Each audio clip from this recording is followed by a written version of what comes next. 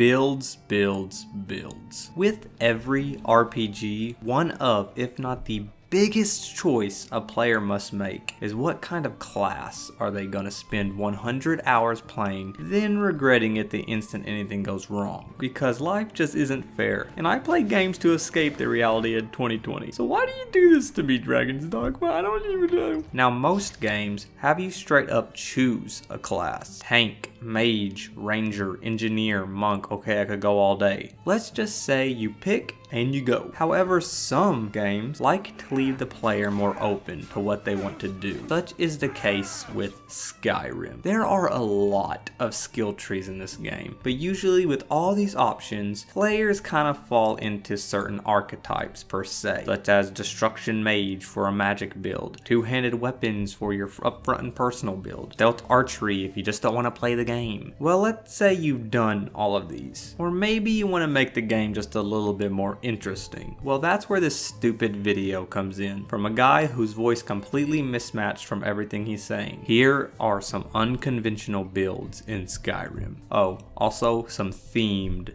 builds. Now if you're wondering what I mean, these are either weird builds that you probably haven't tried, or builds based around a certain theme. Now I'm going to go ahead and answer a question you're probably wondering. Will all these builds be good?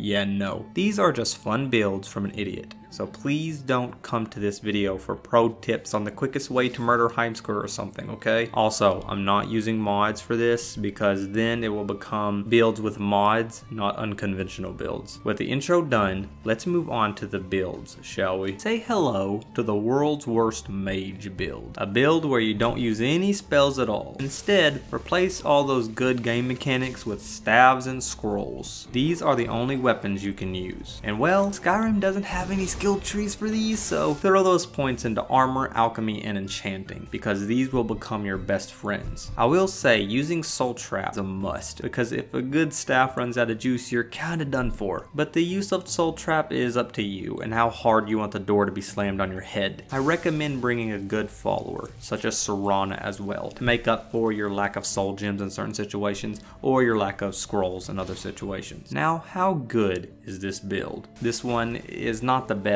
but it's not the worst, and it's basically playing the game on the ignore what a mage does setting. But with good staffs and a lot of scrolls combined with shouts, there are easily worse ways to go. I present to you a worse way to go, the Cleric build. A build where you only use restoration magic. This bad boy sucks, not because it's bad. It's just boring. The idea I had for this one is that you use healing hands on a good follower, but it's hard to do this when the AI likes to go Bethesda on you. Like, I just want to punch this mud crab, but Serana's just chilling way back there. Come on already. It isn't bad, don't get me wrong, it's just boring. And also pointless if you have an essential follower. It is a very different play style, so if you want to play the game completely different than what you're used to, then have at it maybe, but be prepared to bang your head against the wall from boredom. Now, how good is this build?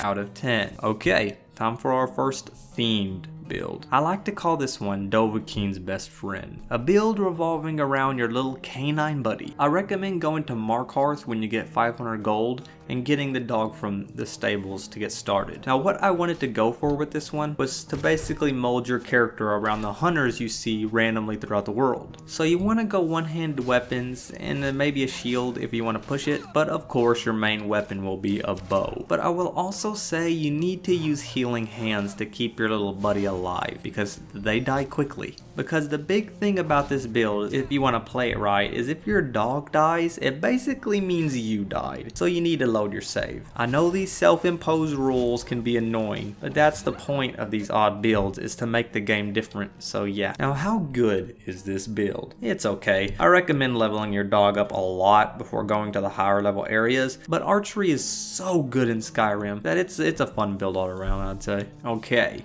Now for probably the most effective build in this video, the Spell Shield. This one seems pretty obvious, but not too many people seem to use it. Your weapons will be spells, mainly destruction but with a side of restoration in there. But you will also use a shield and heavy armor. Be sure to enchant your armor for more magicka and magical regeneration and the like. This one is really effective actually. Being that you don't drain mana as fast as dual wielding magic, and the extra tankiness and a shield bash are fantastic with this stuff. I mean, we're just wiping these frost trolls. Now, how good is this build? Great. Out of all the ones in this video, this is the one you want to try if you want a standard ride with a little bit of a new experience rather than completely changing the entire game around a build. Here's an obvious one. Fists of Fury, where you discard all those normal people weapons and go fist to fist, or I mean claw to fist, because you need to use a Khajiit for the extra unarmed damage. Anyway, go to Riften Sewers, kill the guys down there, and take the gloves that give you extra unarmed damage. Disenchant those bad boys and enchant your gloves and rings, which are the only items that can get this enchantment sadly, and stack that damage up. You need to go heavy armor of course, then claw your way to saving the game every 10 feet.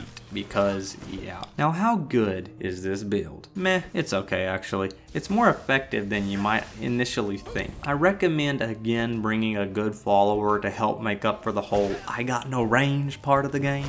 Themed build. You ever play The Witcher? Yeah, do that but in Skyrim. By that I mean have two different swords for specific purposes. Another one of these self-imposed rules builds. Be sure to use spells that Jerry of the River would use. And if you want to push the build to a new level, okay, I know, people hate him, I know. He is the only Bard class follower in the game, and you know, the show is a thing, and the books. But I understand if you would rather sacrifice him, okay? This is just a note, don't lynch me. Now, how good is this build? It's fantastic. It's basically a battle mage, but only using specific stuff. Here's a themed build I really debated putting in here, because it's yet again a build that is the definition of boredom. The pacifist build, where you are not allowed to kill anyone unless it's a quest-specific objective that you can't continue unless you kill said thing. Using alteration and illusion to avoid conflict, you have to go through the entire game not actually fighting. You have to let the enemies fight each other. I don't like this build. It's just not my playstyle in the slightest. But it is unorthodox and different, so I felt I had to include it in some way. Now, how good is this build? Not too good, considering if you want to make it right, you need to constantly load your save if you mess up, or you're just kind of not doing the build justice. More self-imposed rules crap here. To me, it's a different way to play, so if you want to play Dishonored instead of Skyrim, have at it. I think it's meh, just kill each other, please. Really quick one, the Paladin. Use two-handed and heavy armor, but also invest a lot into restoration, and use the quick menu to toggle between them really fast. Not too unique, but still maybe something different that just didn't cross your mind. Now, how good is this build? Fantastic. This build is just amazing. I recommend this one almost as much as the Spell Shield if you haven't tried it. The last build I'm going to talk about is a themed build. How about the Drunk? The idea behind this one is always being intoxicated, using any melee weapon you want, but specifically ones that might fit